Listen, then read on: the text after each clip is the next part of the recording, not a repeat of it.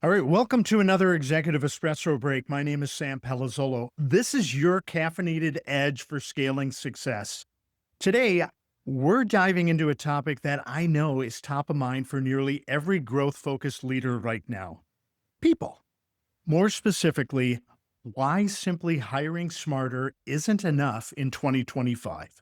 I'm joined by Tony Cinello. Tony is the CEO and founder of Anthony Andrew. It's a premier executive search and leadership advisory firm. Tony has helped countless companies build their leadership bench, especially during uncertain markets like now. So I'll give him an opportunity to introduce himself here in a minute. I'm going to encourage you, grab your espresso and get ready for a power packed conversation. Let's jump into it. Where are we going to go today? This is our agenda. We're calling this session the talent trap. It's why hiring smarter isn't enough in 2025. We're going to cover these four areas. First, today's talent risks in an unstable economy. Second, why your hiring playbook needs an update. Third, executive leadership and culture shaping. And we're going to bring it home by topic number 4, which is building a resilient leadership bench. This graphic on this slide, by the way, this is our 5-pillar methodology of which we have helped grow and scale organizations. And you notice that there's the people pyramid. It's the second image from the left. This is one of our focus areas, one of our 5 pillars. It's leadership and talent. So let's get into it here a little further. I mentioned I'm Sam Palazzolo, Tip of the Spear Ventures. We help organizations grow and scale. We've taken orgs from 1 to 10 million, 10 million to last year we had another company that crossed over the $1 billion mark. I'll put in the section notes how it is you can contact me, but let me tee up this introduction, give Tony the opportunity to say hello. Hello, Sam. Thank you so much. I'm just delighted to be with you here today. And a little bit about us. About 20 years ago, I founded Anthony Andrew, a boutique retained search firm. We specialize and have deep functional expertise across private equity, healthcare, and information technology. We pride ourselves on being different in a number of ways. Our specialization and focus is on the roles that drive value creation and growth acceleration. Some areas that we've done great work in the last 18 to 24 months include senior vice president, senior director, and director roles in finance, growth strategy, accounting, and operations. More specifically, we focus in healthcare, and behavioral health area, vision, dental, wellness, medical devices. And I mentioned we are also in information technology. Most recently, we finished a 18-month engagement with a hyper-growth behavioral health leader. We hired 12 people for them in an 18-month period of time, ranging from vice president of growth strategy up through global information technology, payer strategy, and population health, and several mid and senior level positions in finance and accounting. That's a little bit of a background on us, and excited to get started. Yeah, let's jump in because this is our first section. It's today's talent risks in an unstable economy. Tony, we know this landscape exists. The headlines have been hard to ignore so far this year in 2025. From mass layoffs to talent reshuffling, the market is shifting fast when it comes to talent. So, first question I've got for you: what are the biggest talent risks leaders are facing right here, right now? We know several come to mind, but let me share maybe the top 2 or 3. So one would be around retention and engagement fatigue. I think in these times, burnout remains high, particularly among middle managers and high performers. We've heard a good bit over the last 18 to 24 months about quiet quitting and how it's evolved into resigned engagement. People are doing the minimum, actively seeking new jobs. I think leaders need to work harder to re-energize the core purpose and offer meaningful work and career growth.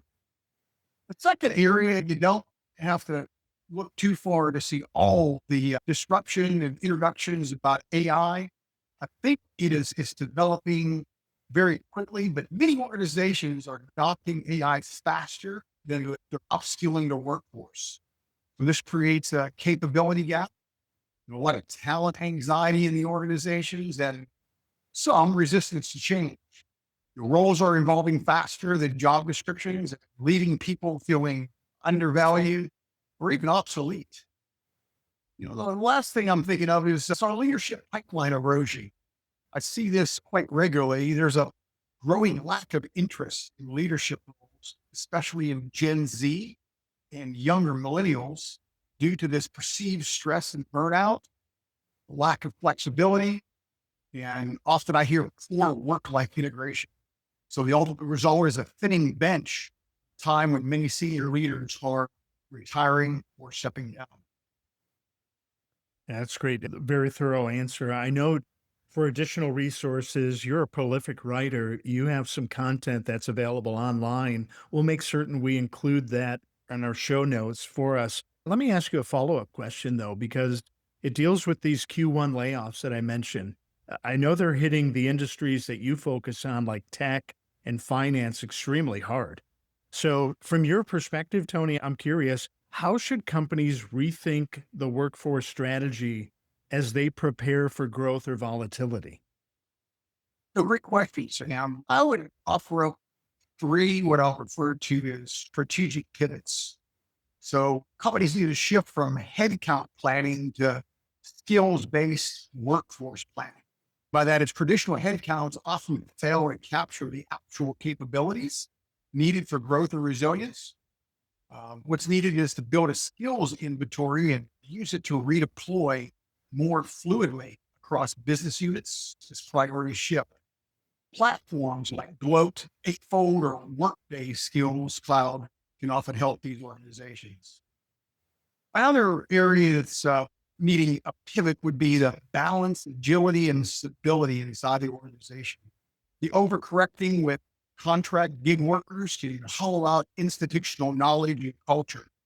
We need to create a core flex workforce model, a stable core of strategic roles surrounded by flexible resources that can be ramped up or ramped down quickly and without major disruption. Hmm. The third area, what I'll call that third pivot, would be to rethink total rewards for volatility. Cash heavy comp models and high burn rates become liabilities during downturns like we're seeing today. We need to integrate more performance-based incentives, equity with longer vesting horizons, financial wellness programs to balance risk and retention. Pretty neat. Yeah, it reinforces my theory, which is if you show me what the compensation plan looks like, I'll show you how it is that your team members and leaders are going to behave. So, no, great insights there because this instability, it's for real. It plays nicely into our second topic that we're going to talk a little bit about, which is why your hiring playbook needs an update or a makeover. Because you and I both know this, Tony, in light of all that's going on, many leaders out there, they're realizing that this old hiring playbook that they've been running the plays from, it's just no longer applicable. So, question first one I have is how should leaders adapt their hiring playbook when the economic conditions are shaky or unstable like they are now? So several things that they should consider would be to prioritize roles with direct business impact. Should be a keen focus on hiring for roles that drive revenue, sales, the business development models. Also, those hires that support the core operations. And then, very importantly, they should enable with efficiency, a lot of automation, cost savings functions. And in summary, they should put non-essentials or nice to have roles on hold. Also, companies need to consider elevating the hiring bar, be more selective, ensure each hire brings outsized value, emphasize versatility. People can wear multiple hats and be flexible and adapt very quickly. They should be forever looking for those candidates who thrive in ambiguity or past turnarounds. And last but not least, I would share they should consider leveraging internal talent. I don't think we see that enough when they come to us for search. We need to conduct talent reviews to identify internal mobility opportunities, upskill existing employees rather than defaulting to the external hires. This builds morale and certainly reduces onboarding ramp time for success. Mm. Yeah, that makes sense to me because I know from a flexibility of being able to recruit, you can recruit throughout the entire org chart hierarchy, C-suite leader, tier below, tier below that. But I know that that deep bench that you talked about, that's really what we're talking about from our perspective here. So I know you've got great subject matter expertise in it. I'm wondering this follow-up question here. Are you seeing a shift from pedigree-based to performance-based hiring? And if so, how does that change this whole recruiting process the companies you're working with are in process on? Yes, certain companies are going to stick to pedigree based, performance based hiring Yeah. or pedigree based hiring versus performance based hiring. But there certainly is an evolving shift. And I would say what's driving the shift is access to data and tools. Employers now have more tools, for example, coding tests, work samples, AI screening to assess real world performance directly, reducing reliance on proxies like degrees or past employers. There's also an ongoing skill shortage for the very best talent gaps, especially in tech and digital roles, force companies to focus on capability over credentials. And then since COVID, remote hybrid work. As work becomes more output focused, so does hiring. So how does this change the recruiting process? The first section I would say, let's talk about sourcing and screening. You see less emphasis on elite schools or top companies on resumes. Should be a much deeper focus on skills-based assessment, take-home assignments, coding challenges, or simulations. On the interviewing side, there should be a keen focus on evidence of past results, portfolios, or problem-solving approaches, behavioral and situation interviews over structured chats. And then the ultimate selection, hiring managers should weigh demonstrated ability more than pedigree. Hmm. Keeps making more open to non-traditional backgrounds, especially if candidates show growth mindset, adaptability, and drive. In summary, the challenges to overcome, and it's the structured assessments take more time and effort than just scanning resumes. Bias can still creep in, but performance-based doesn't mean bias-free unless rigorously managed. Yeah, I think you're right on. It's amazing how perception has changed reality and really from a results orientation. I'd like what you're talking about from an evidence based candidate perspective. Let's keep driving forward here. Let's spend a minute talking a little bit about executive leadership and culture shaping. I know you mentioned it before in an answer to the first question I asked, but let's talk a little bit about culture because from my perspective, I often hear that people don't leave companies, they leave leaders. And I've not only heard it, I've lived it because I left a company where I could have been an employee for life because of that bad boss. So I'm wondering in this current economic environment where leadership isn't just about direction, it's about stability. The question I've got is what role does executive leadership play in shaping this all important talent culture? The first thing that comes to mind is the old tired adage, do as I say, not as I do. Yeah. Uh, Thoughtful leadership, right? you know, so leaders really set cultural baseline by their actions. If they demonstrate key virtues like transparency, accountability, and empathy, those behaviors cascade throughout the entire organization. Conversely, any disconnect between what a leader says and does quickly erodes trust. For example, a CEO prioritizes work-life balance and visibly to respect boundaries, empowers others to do the same, far more than any HR policy could ever. And then championing talent development. Executives influence whether learning, mobility, and career growth are seen as core to the business or they're just optional extras. By investing in development and making internal talent progression a strategic priority, they cultivate culture of growth. Hmm. And last, but very importantly, Sam, driving accountability. Leaders ensure that culture isn't just aspirational by tying it to incentives, recognition, and performance. If collaboration, for instance, is core value, it must be reflected how success is rewarded. Yeah, said it almost amplifies my theory on compensation plans leading to direct behavior or being able to observe it. Follow up question.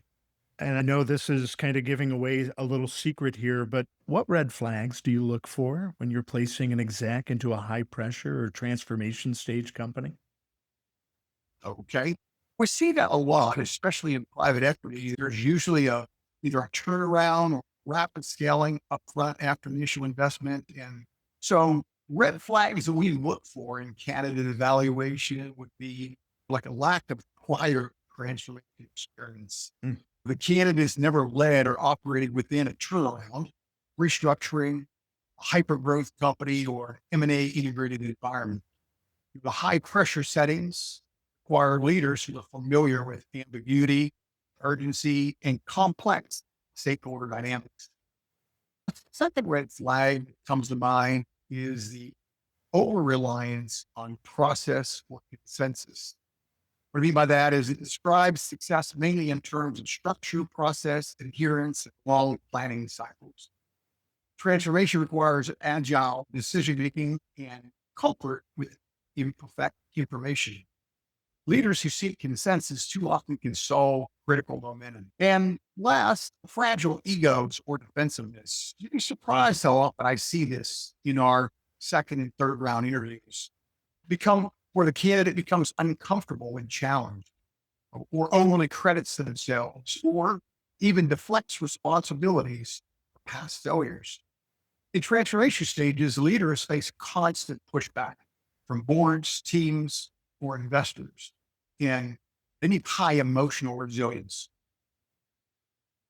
Yeah, good insight. I know that for the last 13 years at Tip of the Spear, when we get into a strategic relationship with a client, we'll traditionally conduct some behavioral assessments.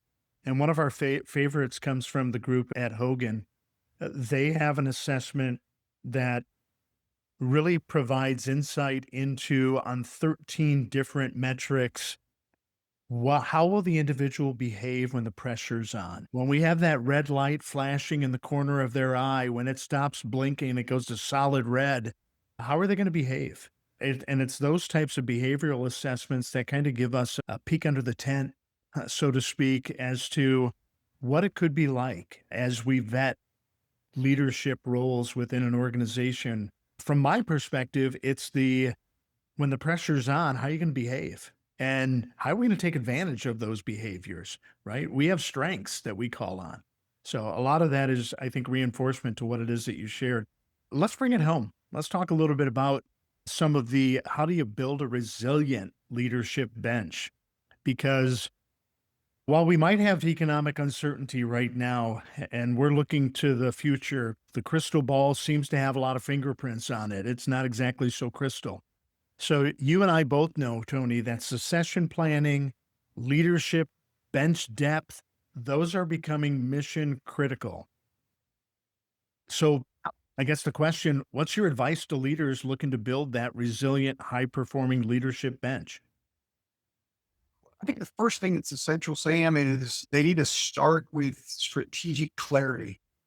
Define future needs, not just the current gaps. They need to understand what capabilities their business will need 3 to 5 years from now, whether it's market shifts, digital disruption, AI, ESG, global expansion, etc. And they need to build for that in that bench. Map roles to value creation, which is often not done. We need to identify which leadership roles, not necessarily titles, are really mission critical to their long-term success. Secondly, they need to invest in talent early and often. They need to build a pipeline, not just a plan. Cultivate potential at all levels, not just at the top 10% of the organization. They need to focus on diversity in background, experience, and thought. They need to use multiple lenses, combine performance, Hmm. potential, value alignment, and learning agility when assessing talent. Last but not least, develop leaders through stretch, not safety. Rotate intentionally, expose emerging leaders to different functions, geographies, and crisis situations. Real growth often happens outside of the comfort zones. And then finally, they need to pair experience with reflection, coaching, mentoring, and structured feedback to turn experiences into leadership wisdom. Interesting. Yeah. One of our client organizations has a leader on loan type of a program where they will lend a nonprofit that is a client a leader. Generally, it's a junior leader. It's a dual purpose. One, it shows some goodwill for the client organization where they're going to basically get a leader who's going to come on in and be able to help reinforce some of the initiatives going on at the client organization. From an employer perspective, because you would think, why would you want to do that? You're basically giving up some of your bench, right? Why would you want to do that? The organization benefits because the individual gets to spend some time with the client organization. They generally come back with a totally different perspective of what their role consisted of. So there's all kinds of neat things going on and how it is you can successfully build a bench. But where I'm going, and it's the second follow-up question here, beyond skills and experience, what do you see as intangible traits that leaders should prioritize in their next wave of hires? Not only for the dynamic and uncertain environments that you're referencing here, but we often tell our clients, our job is to get you 2 or 3 exceptional candidates where your decision is very hard to decide which one is the very best, hire that person. So I'm often asked, especially in our intake calls, what are the 2 or 3 areas today that we should focus on that really make the difference? So if you have 2 to 3 fairly qualified candidates, equally qualified candidates, any one of them could do the job. I'd say focus on these 3 areas. Their learning agility in these fast changing markets, the ability to learn quickly and adapt is more valuable than static expertise. Your candidates and seek feedback, pivot without ego, and show a pattern of growth across varied roles. The second one will be resilience. This is not new. I've been telling clients this for years. Setbacks are inevitable. Resilient individuals recover quickly and maintain focus and optimism under pressure. Stories of overcoming adversity, reframing failure, and thriving in ambiguity are essential. And last but not least, again, not a new one, emotional intelligence. EQ drives collaboration, empathy, and leadership influence, especially in cross-functional or global teams. The all-important self-awareness, tactful communication, and the ability to build trust and manage conflict. All 3 of these are essential. Now, said, I know that we typically will focus on resumes or LinkedIn profiles, track records, but this has been really insightful from several different perspectives. Tony, how can folks get a hold of you? So I would direct you to the website. So anthonyandrew.com, not only contact information, but the web is replete with sample clients, what we've done for them, how we could work and add value to your organization. So that would be the best. Also, 377-1763. Yeah, we'll put all that information within the show notes as well, just so that way, if you missed writing it down, it'll be present. But Tony, this has been an incredibly insightful and valuable conversation today. Again, we know that talent has always been a top line issue, but in years like this, 2025, it can be the defining issue for businesses that are looking to grow and scale. So, I guess for those of you out there sipping your espresso, hopefully by this time you're done or otherwise it got cold. If you're wrestling with these hiring or retention or leadership gaps, you don't have to guess your way through it. Connect with Tony. I put this slide up here also. If you want to learn how it is that I've helped organizations successfully grow, like I mentioned, from 1 to 10 million or 10 million to $1 billion and beyond, let's grab a 20-minute executive briefing. I'll put the link in the show notes. You can directly go to my calendar, book some time, but we'll walk through what your current challenges are. And I'll share some stories with you that are real world strategies of how it is that people overcame and implemented growth strategies with execution. For me, it's all about real strategies and real results. Thank you again, Tony, for joining me here today. Until next time, everybody out there, thanks for joining this Executive Espresso Break. Stay sharp, stay focused, keep scaling. Thank you. Thank you, Sam. Welcome.